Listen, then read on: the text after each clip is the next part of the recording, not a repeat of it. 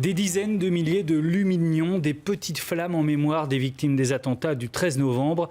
C'est une nuit du 8 décembre exceptionnelle que s'apprête à vivre Lyon. Pas de fête, mais beaucoup de lumière quand même. Julien Sauvadon, vous êtes sur les quais de Saône en ce moment, là où se trouve l'unique installation rescapée de ce qui aurait dû être la fête des Lumières.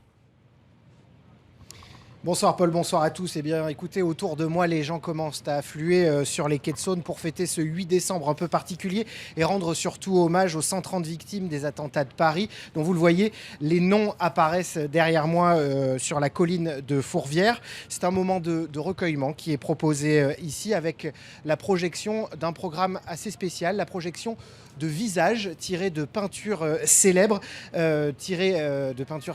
signées d'artistes prestigieux et qui surtout nous renvoient à notre propre humanité. Les prénoms des 130 victimes des attentats de Paris défilent d'ailleurs en silence sur la colline et en général, après le défilement, il y a beaucoup d'applaudissements ici en hommage à ces victimes. Ce que fait Lyon ce soir, Julien, c'est finalement retrouver l'esprit du 8 décembre originel, celui d'avant la fête des Lumières. Alors vous entendez autour de moi les applaudissements pour les noms. Oui, c'est un petit peu un retour aux sources. Impossible évidemment cette année pour des raisons de sécurité, vous vous en doutez, de maintenir 4 jours d'illumination dans la ville avec plusieurs millions de personnes. La ville de Lyon a donc choisi de faire de ce 8 décembre une fête à minima, si l'on peut dire. Les Lyonnais sont invités à mettre sur leur balcon, sur leurs fenêtres, le plus de lumignon possible.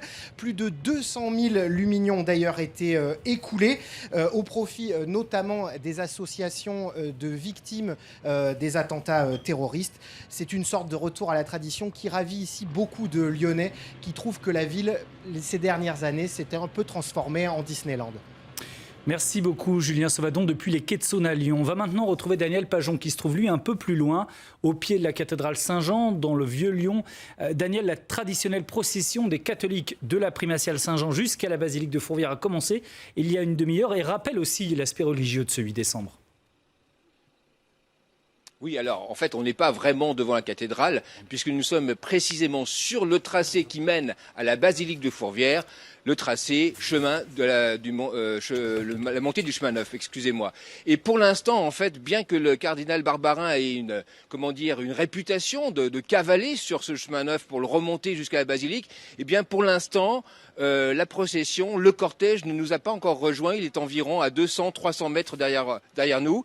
J'entends effectivement des chants liturgiques qui prouvent qu'ils sont bientôt là et tout a l'air de bien se passer. Alors, côté sécurité, le dispositif a été renforcé. D'abord, il y a un service d'ordre que nous avons pu apercevoir tout à l'heure, relativement renforcé, mais également des brigades anti-criminalité, également une colonne de compagnie d'intervention, et puis des gardes mobiles, sans compter des militaires qui vont accompagner le cortège.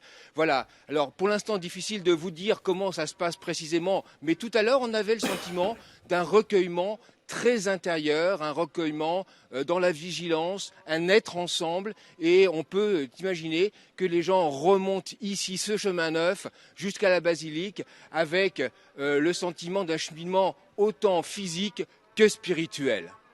Merci beaucoup Daniel Pajon. On reviendra très en détail sur ce 8 décembre avec une édition spéciale du Journal du Grand Lyon dans une dizaine de minutes. Sachez, si vous êtes à Lyon et que vous comptez sortir, qu'une bonne partie de la presqu'île est fermée en ce moment à la circulation. Tous les détails pratiques, vous les retrouvez sur le site de France 3 Rhône-Alpes. Vous pourrez aussi suivre minute par minute le déroulement de cette soirée exceptionnelle.